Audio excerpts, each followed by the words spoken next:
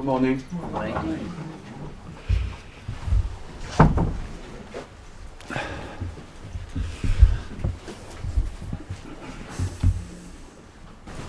Morning, Arsene. Alexis lands later today. What have you heard about his fitness levels?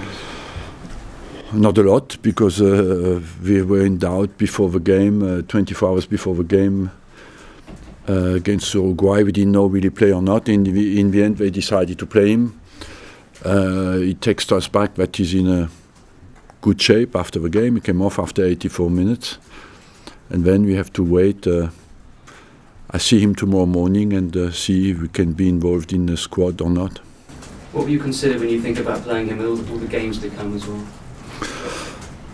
What I will consider basically is the risk of injury, because he played with a hamstring, recovering from a hamstring injury, and the way he feels as well, you know. And on that front, you depend a lot on the honesty of the players, how they feel, how they recover.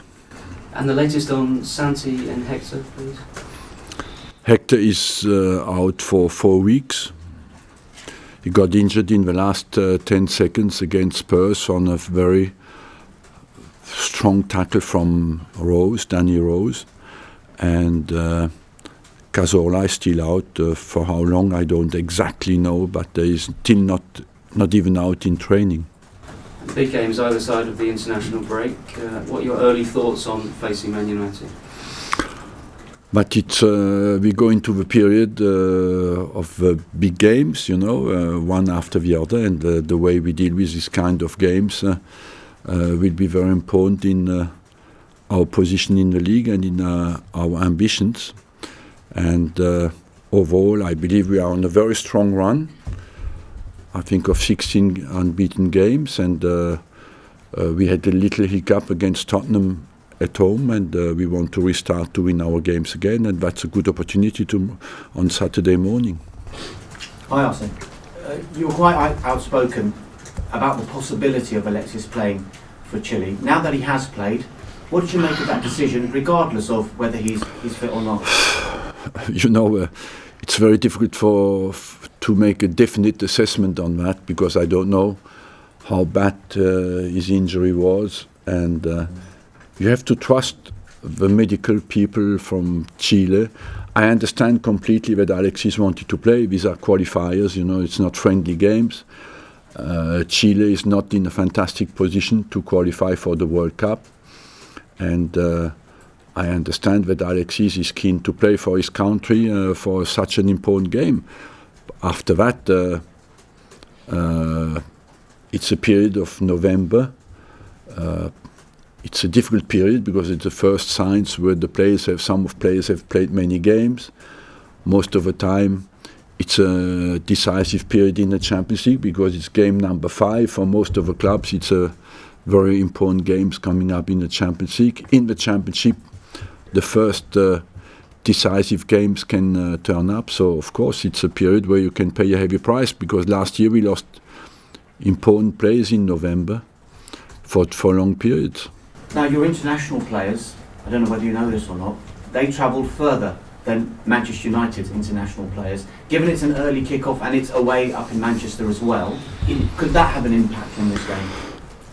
I don't think so, you know. I believe that will not be down on Saturday morning to how many miles you made, but maybe more to how many good passes you make, and I don't think a few miles more will stop you from doing that, and how well we will fight together, how much we reconnect.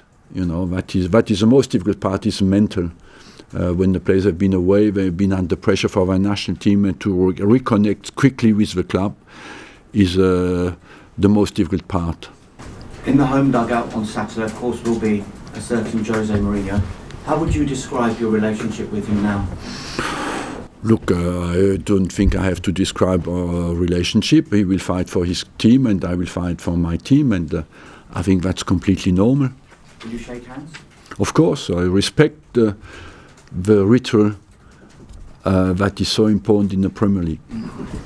Arsene, you've never beaten a team managed by Jose Mourinho in the Premier League. Is this your best opportunity given? Oh, it's we didn't lose always. You present that we have beaten them, and there was many draws as well. I think I won against every manager in the world in my during my 20 years here, and I do not make of these games a competition between two managers. It's between two clubs and two teams, and I think I can understand that people want to create controversy, but it's not that makes the audience. What will make the audience is the quality of the game, and we have seen a few games since the start of the season didn't respond completely to the expectation level between two big teams, and I think it's important that it's a top-level game because that will be watched all over the world, and for the reputation of the Premier League, it's important that the quality of the game is good,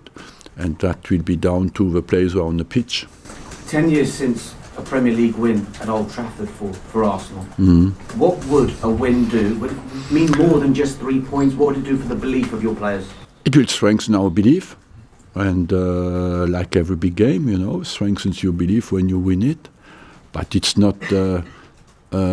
Some wins have been decisive at Old Trafford, but this one will just be a strengthening of our position in the league, what we of course want to achieve.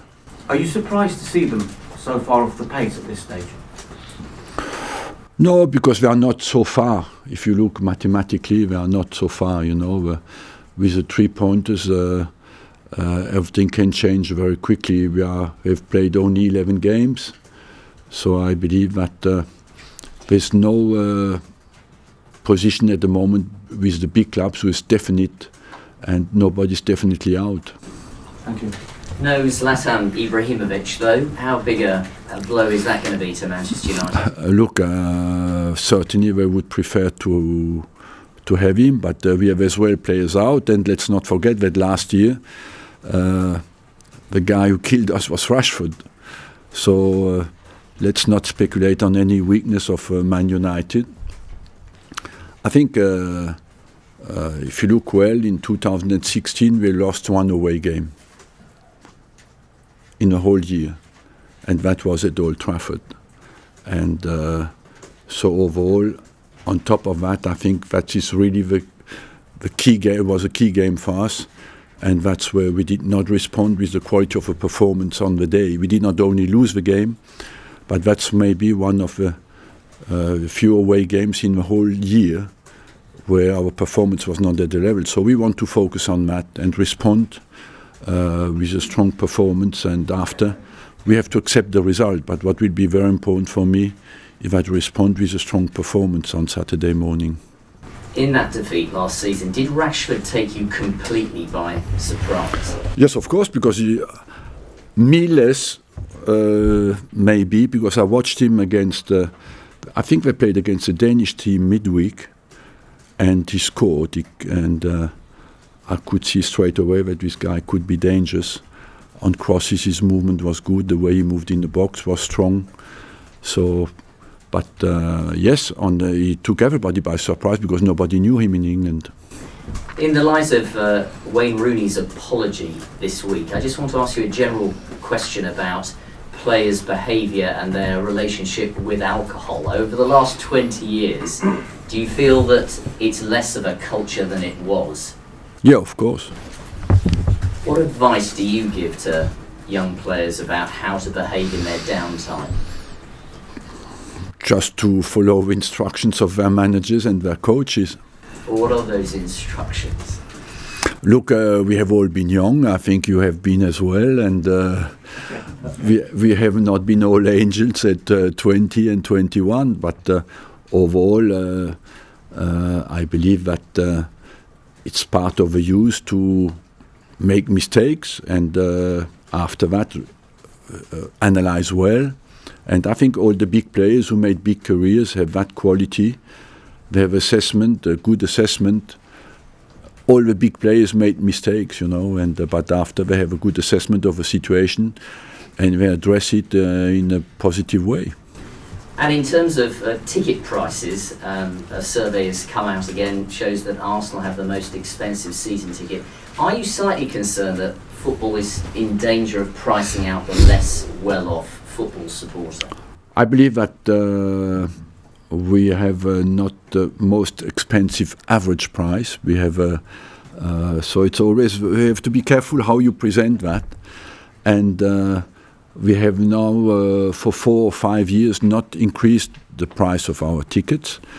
And so we are, of course, I'm concerned that everybody at the club is concerned that we allow people who are less rich as well to afford to come to the games, yes. But we are as well in a system that we do not master.